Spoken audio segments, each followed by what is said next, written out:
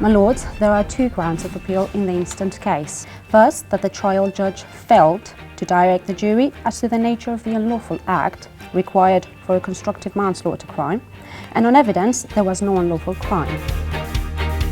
Mooting is an interesting experience. They hand us a hypothetical case, they give us a role, and you have to do your research, write down, create an argument, create a skeleton argument. It is hard work, but it is fun as well. My first submission, my lord, concerns the unlawful supply of a controlled drug contrary to section 4(1)(b) of the Misuse of Drugs Act 1971. Well, I think with mooting, one of the things about it is that it's voluntary. So you don't have to do it, but those who do really trying to sell themselves to potential employers, because everybody who presumably is applying for a job in law is either going to have a law degree or some other kind of degree.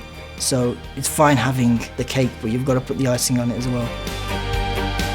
One of the reasons why our students can compete on a national level so successfully against big law schools and established law schools is that we invest a huge amount of time in students by, one, supporting the Mooting Society to develop a sense of community amongst students and mentoring, by supporting the development of internal competitions so that students can develop and come out of that process better advocates and better academics. My lords, the respondent agrees that a third party may have supplied such drugs or the deceased may have taken it upon himself to obtain the drugs himself. Yes. However, the drugs within the incident case and the drugs that the appellant supplied were a contaminated source of drugs.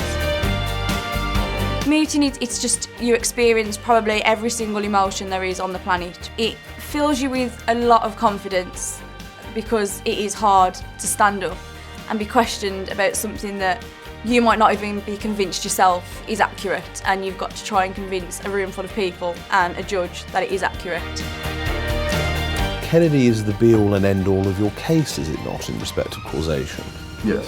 Why does it not feature in your skeleton argument?